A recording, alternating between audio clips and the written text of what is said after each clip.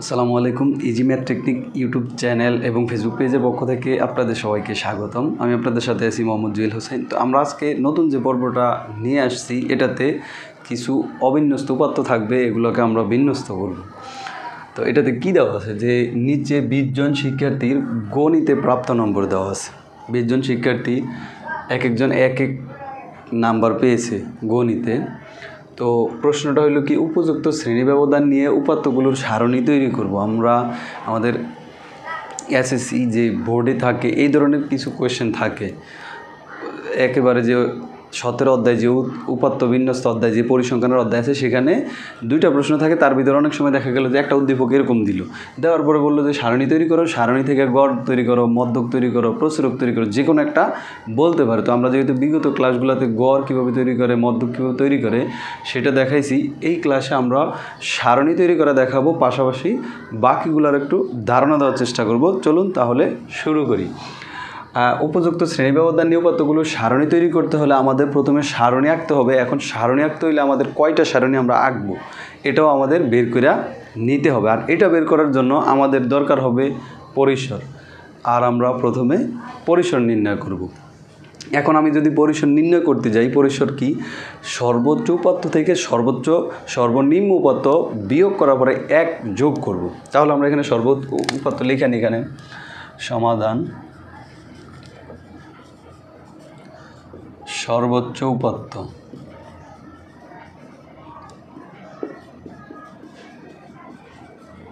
সর্বোচ্চ উপাত্ত আছে এখানে, আমরা দেখতে হবে কত আছে, 82। আচ্ছা, সর্বনিম্ন আছে কত? সর্বনিম্ন উপাত্ত আছে 67 পাইলাম, 66 হ্যাঁ, সর্বনিম্ন আছে 66। তাহলে এখন আমরা পরিসর সহজেই বের করতে পারবো। তাহলে আমাদের পরিসরের সূত্রটা হবে কি,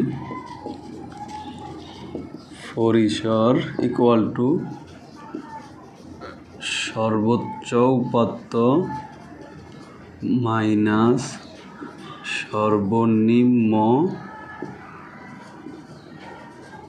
উপাত্ত যোগ হলো 1।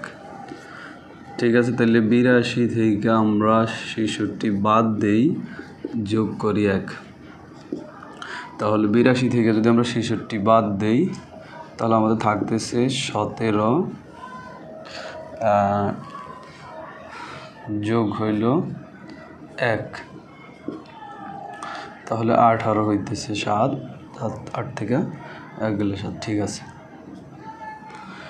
আচ্ছা তাহলে আমরা এটা পাইলাম। এখন আমরা 66, 16, 18, তাহলে এখানে হয় 12 থেকে 6 গেলে 6, 1,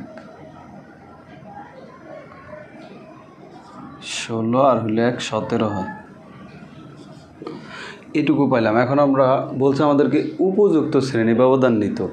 আমরা এমন একটা শ্রেণী ব্যবধান নিব যেটা নিলে আমাদের শ্রেণী সংখ্যা কমপক্ষে 5টা এবং সর্বোচ্চ 25টা, মানে 25 আর 5 এর মাঝামাঝি থাকবে, এর বাহিরেও যাবে না, নিচেও আসতে পারবে না। সেক্ষেত্রে আমরা এখানে যদি 5 ধরি তাহলে আমাদের 3টা বা 4টা হইতেছে, তাইলে এটা করা যাবে না।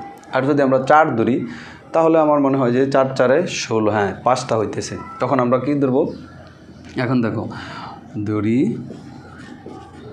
শ্রেণী ব্যবধান। দেওয়া থাকলে তো থাকলোই, কিন্তু যেহেতু দেওয়া নাই, বলছে উপযুক্ত শ্রেণী ব্যবধান নিতে, তাহলে আমরা উপযুক্ত নেই 3 নিতে পারি, 4 নিতে পারি, 3ও নিতে পারি। তাইলে আমরা যদি উপযুক্ত শ্রেণী ব্যবধান 3 নিই, ঠিক আছে 3 নিলাম, তাহলে আমাদের সুতরাং শ্রেণী সংখ্যা কয়টা হবে এটা আমরা বের করে নিই। শ্রেণী সংখ্যা বের করার সূত্রটা কি, শ্রেণী সংখ্যা বের করব কীভাবে, পরিসরকে শ্রেণী ব্যবধান দিয়ে ভাগ করব। তাহলে পরিসর ভাগ হইল শ্রেণী ব্যবধান। পরিসরকে শ্রেণী ব্যবধান দিয়ে ভাগ দিই, তাহলে আমাদের এখানে আসতেছে 17, এটাকে যদি 3 দিয়ে ভাগ করি, 3 6 18, আর হইল, আচ্ছা 3 6 তো যাবে না, 3 5 15,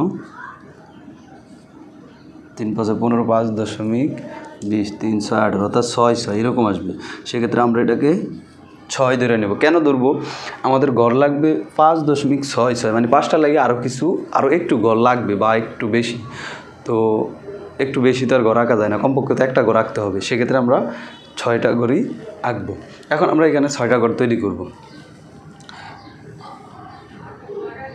প্রথমটা হইলো আমাদের শিরোনাম, যে কলামগুলো তৈরি করছি শিরোনামের জন্য কলামের, এখান থেকে আমরা 6টা গড় আঁকবো। 1 2 3 4 5 6টা গড় আঁকার ক্ষেত্রে আমাদের আর 6টার বেশি লাগবে না, যেহেতু আমরা এখানে শ্রেণী সংখ্যা বের করে নিছি, এর বাহিরে আর যাবে না। তাহলে প্রথম করে আমাদের শ্রেণী ব্যবধান হবে।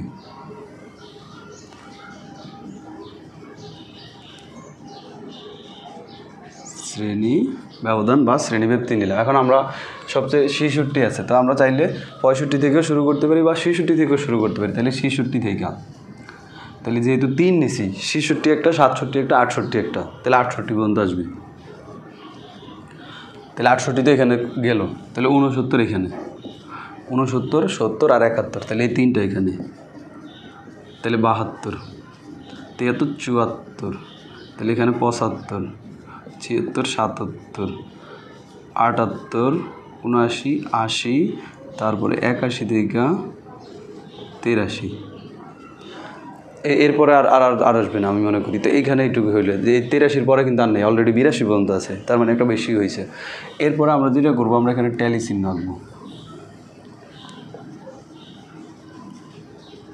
শ্রেণী তৈরি করতে হয় ট্যালি চিহ্নের মাধ্যমে, এই জন্য আমরা ট্যালি চিহ্ন আঁকলাম।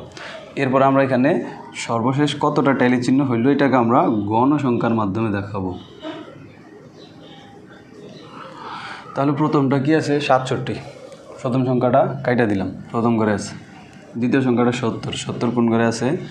এই যে 69-এর ভিতরে এইখানে আছে 70। আচ্ছা 79, 79 আছে এইখানে 79, 82 লাস্টেরটা, 75 এইখানে, 76 এইখানে, 78 এইখানে, 80 এইখানে, 71 হইল কোথায়? এইখানে, 68 এইখানে, 69 হইল এইখানে, 66 হইল প্রথম ঘরে, 73 হইল এইখানে, 75 হইল এইখানে, 77 হইল এইখানে, 80 হইল এইখানে, 82 হইল লাস্টেরটায়, 80 হইল আবার এইখানে, 70 এইখানে। আচ্ছা এখানে এই যে 5টা হয়ে গেছে, 5টা কিন্তু দাগ দেওয়া যাবে না, 4টার পর একটাকে কাইটে দেবো আমরা, এই দিক থেকে ডান দিক থেকে বাম দিকে নামিয়ে দেবো। এটা 5টা দেওয়া যাবে না। এরপর আছে কত? 76 আছে কোথায়? 75 76 এইখানে, তার মানে এইটাতেও 5টা। আচ্ছা এখন আমরা হিসাব করি, এখানে কয়টা? 3টা, এখানে 4টা, এখানে 1টা, এখানে 5টা, এখানেও 5টা, এখানে 2টা, তাহলে মোট n ইকুয়াল টু এখানে কয়টা হইলো? 5 5 10 2 12 13 13 3 17 16 16 7 20, মোট 20টাই হলো। এটা হলো সারণী তৈরি করা। ঠিক আমরা এই ফরম্যাটটা ব্যবহার করে সারণী তৈরি করব। এখন সারণী থেকে যদি আমাদেরকে বলে যে প্রচুরক নির্ণয় করো, তাহলে আমরা এখান থেকে আর এক্সট্রা কোনো ঘরের দরকার হবে না, আমরা এটা থেকেই প্রচুরক নির্ণয় করতে পারবো। যদি প্রচুরক নির্ণয় করতে না পারে, আমার পিছনে যে প্লে লিস্ট আকারে ভিডিওগুলো ইউটিউবে আপলোড করা আছে সেখান থেকে দেখলেই পাওয়া যাবে। আর যদি মধ্যক নির্ণয় করতে বলে, তাহলে আমরা আর এক্সট্রা একটা ঘর করবো, কারণ আমাদের মধ্যকে ক্রমযোজিত গণসংখ্যার একটা কাজ আছে, সেটা আমরা এখান থেকে ধরে নিব। এরপরে আমাদের যেটা কাজ, যদি গড় তৈরি করতে বলে গাণিতিক গড়, সেখানে আমাদের গাণিতিক গড়ে মধ্যমান নেওয়া লাগবে, তারপরে মধ্যমান এবং গণসংখ্যার গুণফলের গড় দেওয়া লাগবে। এরপরে আমরা যদি সংক্ষিপ্ত পদ্ধতিতে গড় তৈরি করতে চাই, তাহলে এখানে আরও মধ্যমানের গড় লাগবে, ধাপ বিচ্যুতির গড় লাগবে, মধ্যমান ধাপ বিচ্যুতি দুইটাকে গুণ করা লাগবে। এইভাবে আমাদের আরও কিছু গড়, মধ্যমান ধাপ বিচ্যুতি না সরি গণসংখ্যা আর হইলো ধাপ বিচ্যুতি গুণ করা লাগবে। এভাবে আমাদের ওই কাজগুলো আমরা এই ঘরের পাশেই জায়গা রাখবো এবং এখানেই শেষ করব। তো আমি মনে করি যে সবাই বুঝতে পারছেন। ভিডিও ভালো লাগলে অবশ্যই আমাদের চ্যানেলটা সাবস্ক্রাইব করে দিবেন এবং কমেন্ট করবেন, লাইক কমেন্ট দিয়ে সাথেই থাকবেন। ধন্যবাদ সবাইকে। আসসালামু আলাইকুম।